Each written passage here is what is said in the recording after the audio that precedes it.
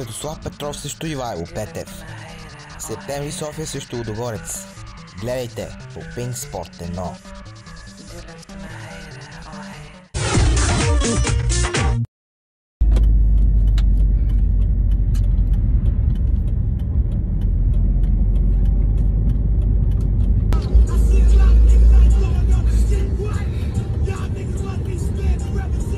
Аре бе!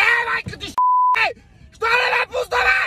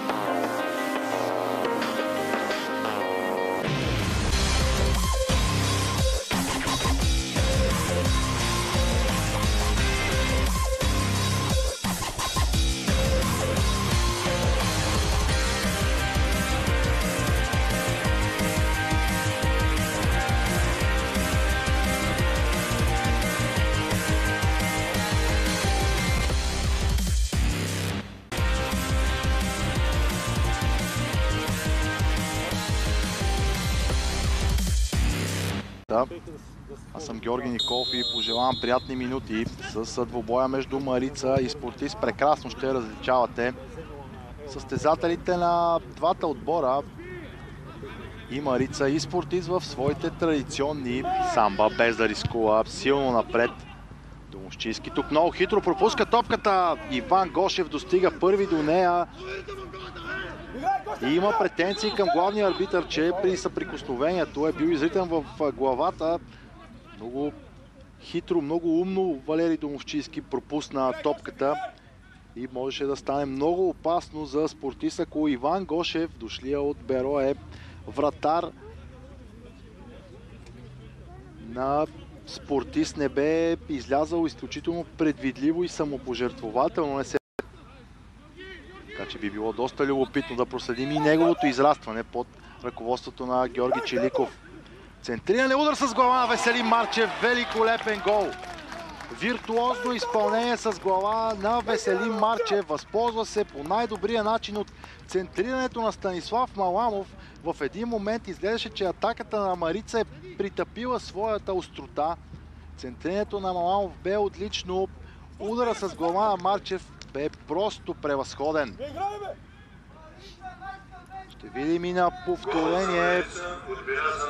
Задържа достатъчно дълго време топката Марчев, а след това центрирането, а и отиграването на Марчев бяха великолепни. Успя да се позиционира по-добре Марчев, да изпревари с една крачка Павлин Чиликов и да даде аванс на своя тим. По-активно бе началото за домакините и при първата си по-опасна ситуация играчите на Николай Димитров взимат аванс над тези на Георги. Семерджиев със силно хвърляне в наказателното поле. Шанс за Спортист. Живков. Топката е излиза, но очевидно имала намеса на вратаря. Страхотно спасяване за Илия Николов, очевидно. Тъй като Живков успя да достигне до топката и след неговия удар вратаря на Марица се е намесил, нов корнер в края на полувремето.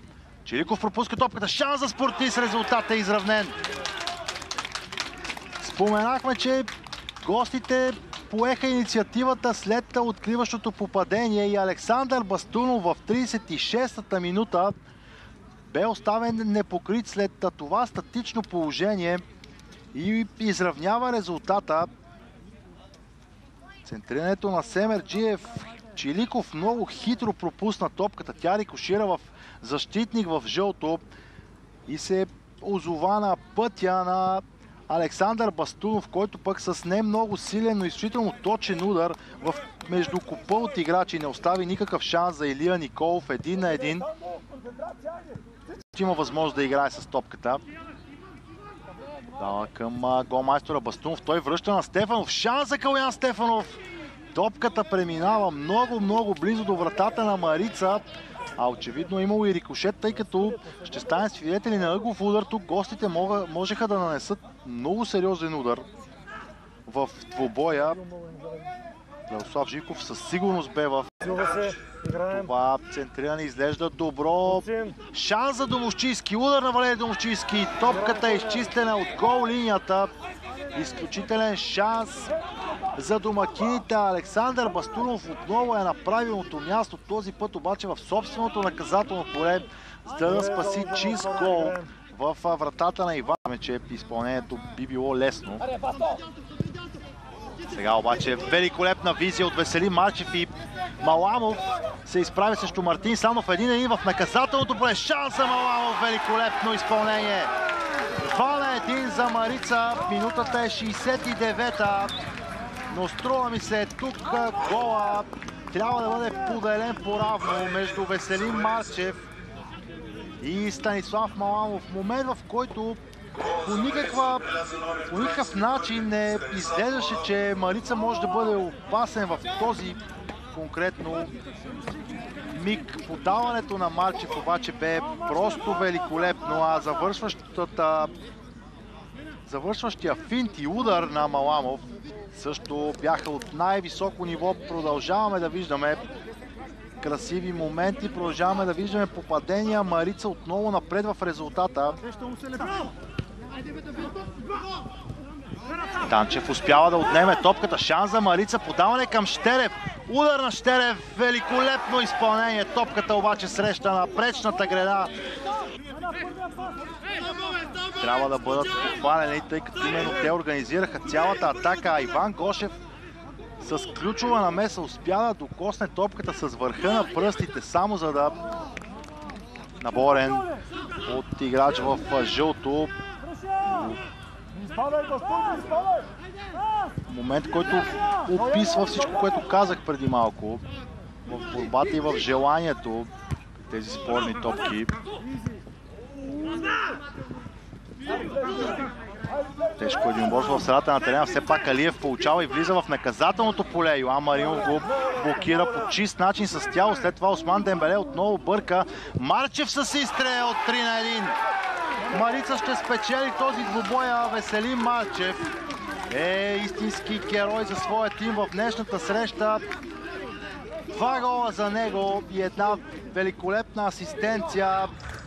Лично на мен ми е трудно да определя кое изпълнение е най-красивото за Марчев в днешната среща. Със сигурност това няма кой знае какво значение. Груба грешка при изнасянето на топката. Много странно поведение и от Маджаров, и от Осман Дембеле, а с по-неудобния си крак Веселин Марчев карва прекрасен гол. И с голяма доза увереност, можем да кажем, дава победата на своя тим в днешната среща. Ето го и него, сигнал, който узаконява победата на Марица над Спортист Своге в последния двубой от третия кръг на втора лига. Домакините от Пловдив надиграха своя опонент и спечелиха с 3-1.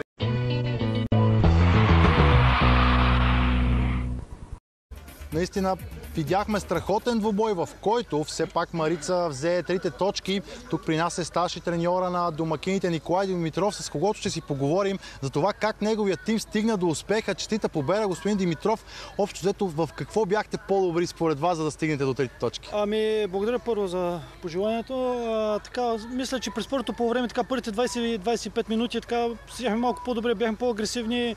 Това се искаше да направим висока преса, да вземем топката и вкараме гол. Успяхме, обаче оттам нататък се дръпнахме и знаехме, че използва статични положения, вкараха ни гол статични положения.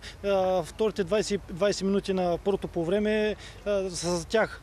Трябваше да влезна по времето на съблекалната, да се поскаряме малко и мисля, че видяхте ефекта. Да преминем хронологично през двубоя. Наистина страхотно начало. След това обаче дадахте инициативата на Спортист. Това беше ваша идея да си стелите малко по-назад или напротив, Спортист просто бе много по-агресивен и успя да ви притисне? Мисля, че бяха по-агресивни, притиснаха. На моята идея не е да се връщаме назад, но просто така се получи. Мисля, че и това след като вкараме гол, това ни е слабост да се върнем назад, но просто така се получи. Радвам се така, че през второто по време така дигнахме агресията и почнахме да играем по-бързо. Станах хубави работи в атака и мисля, че заслужено победихме. Много рядко виждаме 3 смени на почивката. Доколко важна бе ролята на играчите, които се появиха, за да повдигнат агресията и настроението в целия тим? Мисля, че видяхте колко важно беше. Това е.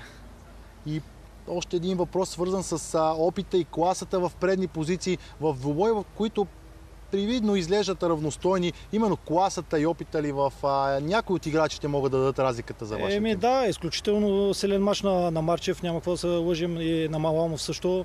Доста и красиви голови станаха и на скорост и изобщо наистина добре, много добре. Със сигурност сме ви питали и друг път, но има една тенденция във вашия тим да бъдете изключително силни и солидни в къщи, малко по-колебливи навън. Сякаш новия сезон продължава тази тенденция.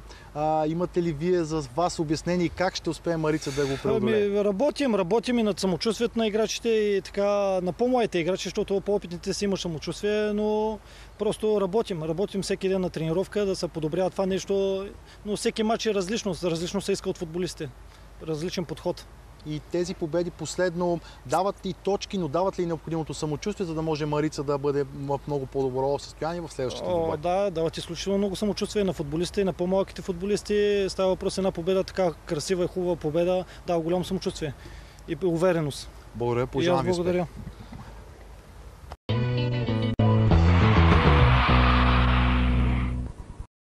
Спортист Своге имаше своите добри моменти от двубоя, в крайна сметка обаче загуби. Отговор на въпроса защо ще потърсим от Георги Чиликов. Господин Чиликов, какво вашият тим не успя да направи максимално добре, за да се поздравите с точка или 3? Първо трябва да поздравим отбора на Марица за победата и за така поздравявам до някъде преди моменти моите футболисти също за играта и за характера.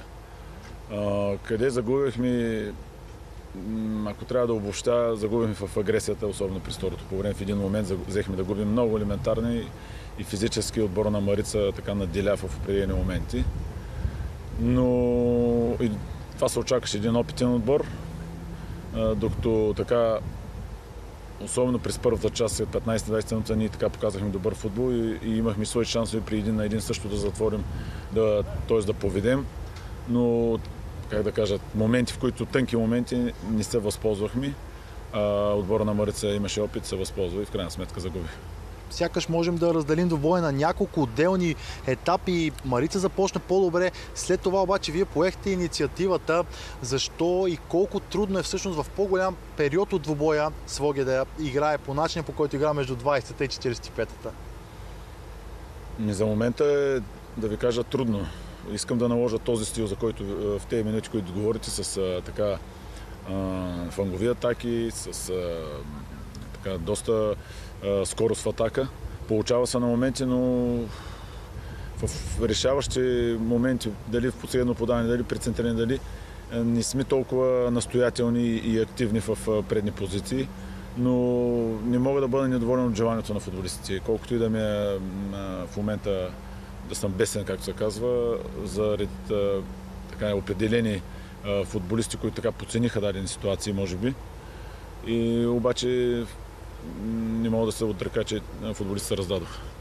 Вие сте отскоро начало на тима, много нови играчи, но доколко именно тези 25 минути ви дават увереност, че вървите в правилната посока и всъщност в съвсем скоро време Спортист може да изглежда още по-добре? Нови играчи, да. Нови, млади футболисти, които дебютират те първо в втора лига. Сега няма смисъл да коментирам как се прави селекция, нали, и колко трудно това нещо в момента хората не ги интересува. Това си е мой проблем. Определено, ако трябва така също да вметна, предния матч вкарахме хора от скамейката, които обърнаха матча, и то също Спартак Варна. Днеска така не се получи, но как да кажа, всички са от титуляри и резерви, всички са едно цяло и не трябва така да да разграничават. Без да ви питаме в много сериозни подробности за тази деликатна тема селекцията, но колко близо е спортист до привличането на нови играчи, така да задам въпроса?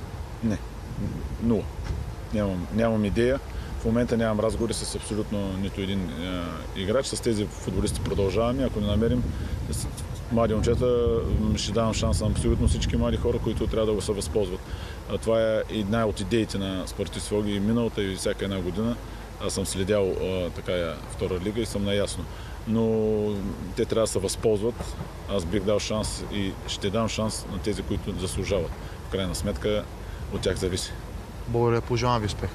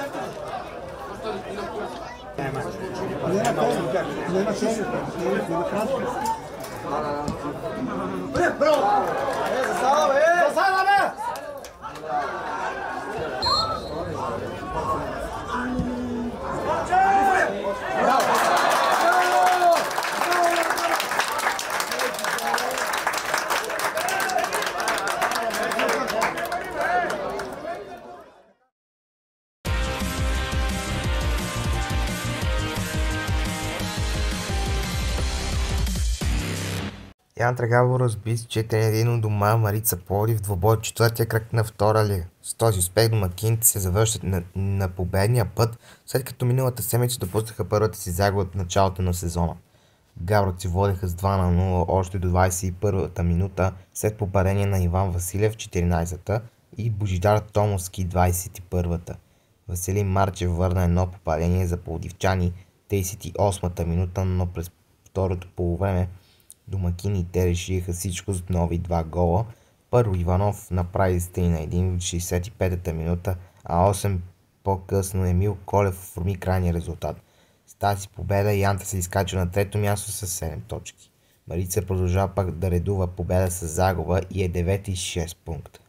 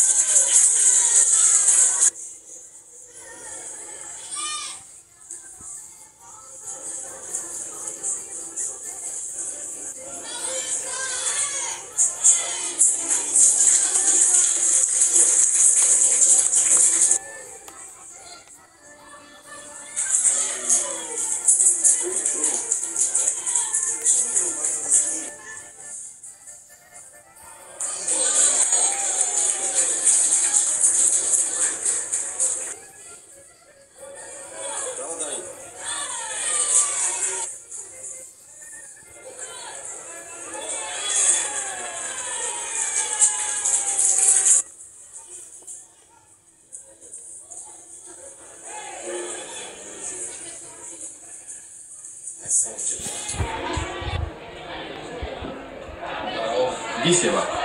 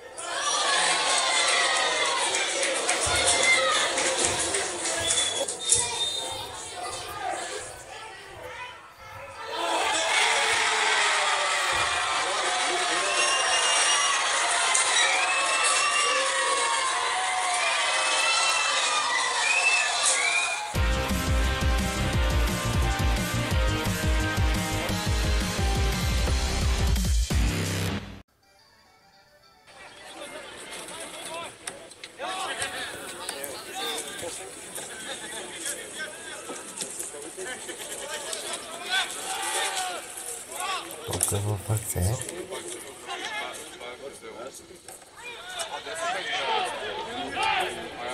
Шанса Дунав след това дуспа!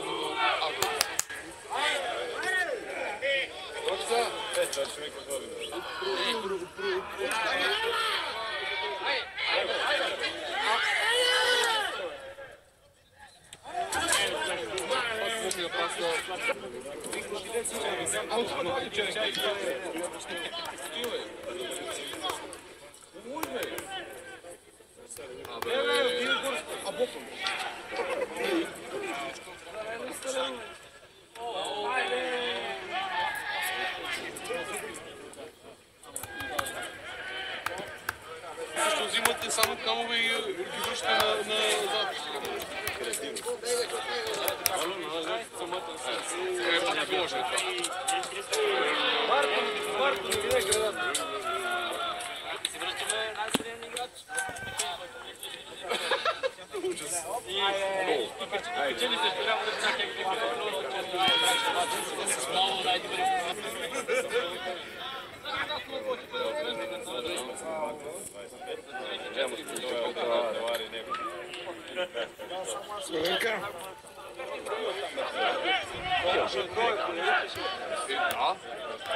Той беше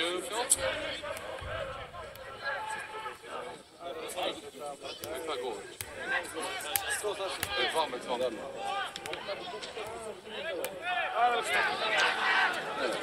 А Будинов сега ще ги побега пак.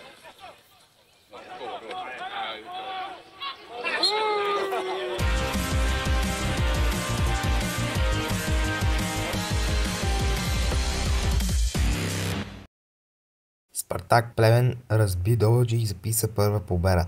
Отборът на плевенчани записва първи успех във втора лига през сезона, след като се наложи у дома с класическо 3-0 на Добруджа. Следващото четвъртия кръг на шампионата. Кристиян Петков бе над всички за победителите с своите 2 гола. Той се разписа 32-та и 52-та, а Васил Шопов 73-та. Добавя едно попадение четвърт час преди края на матча. По този начин тимът на Красимир Бислимов прекъсна негативната си серия от 3 поредни загуби и нанесе първото поражение през настоящата кампания на Добруджа, който даде сериозна заявка за челните места в класирането. Добриджли остават на четвъртата позиция с актив от 7 точки, докато Спартак се изкачи на 15-то място. Следващия кръг плевенчани гостуват на Тунска Стола, а за момчетата на Диан Божил предстои домакинство с добиващи отбор на ЦСКА 1948.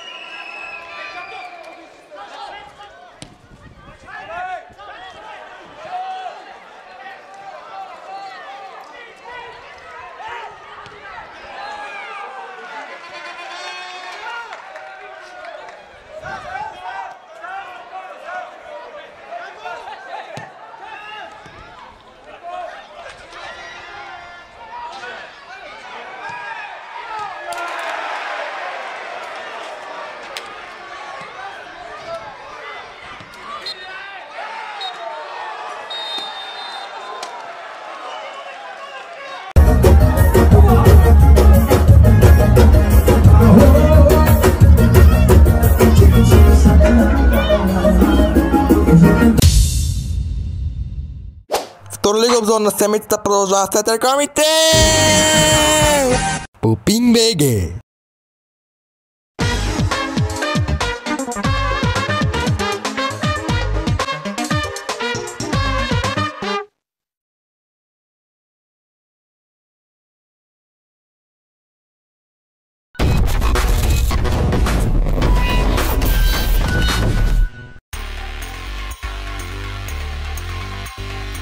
Гледайте втора професионална лига. Дунав и Антра, събота 13 август от 18 часа по NDR HD.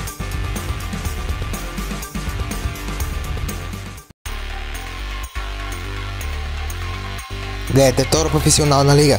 Марица Пловдив, Черноморец Бургас, събота 13 август от 18 часа по NDR SAT.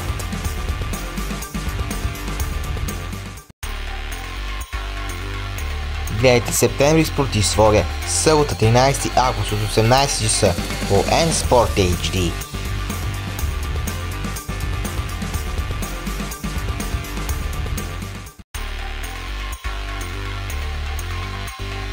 Гледайте втора лига.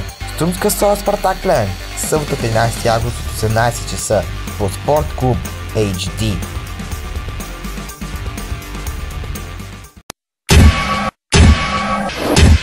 Pitbull Energy Drink.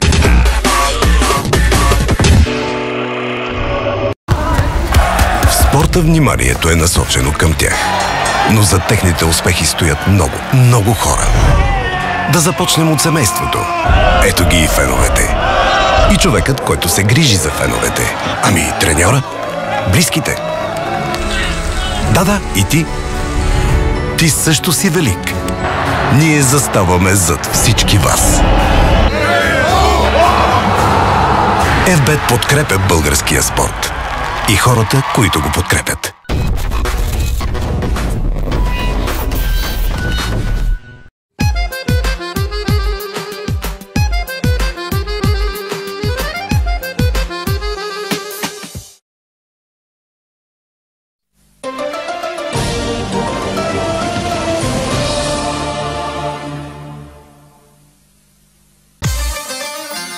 PingBG. Лято. Телевизията за теб. PingBG. Толега обзор на седмицата продължава! По PingBG.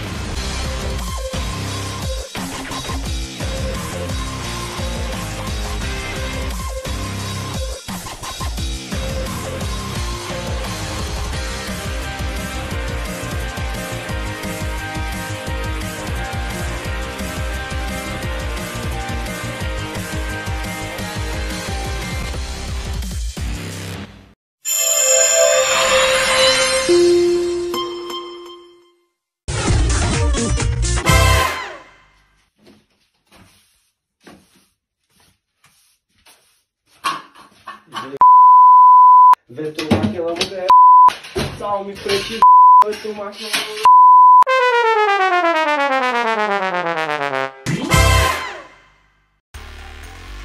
Гледайте класика от втора лига. Добруджа Локомотив София. Четвъртък 10 август от 17 часа по Pink Sport 4.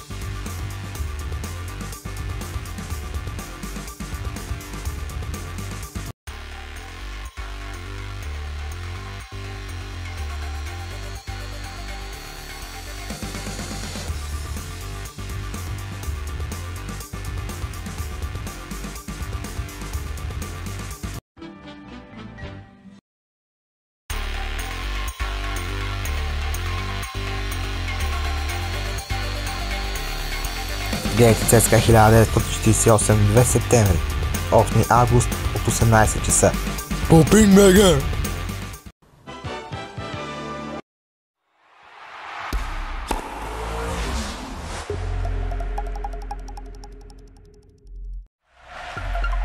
Гледайте Бурна Царва Ливада, Партизан Червен бряг, 12 август от 18 часа по Pink Sport 1.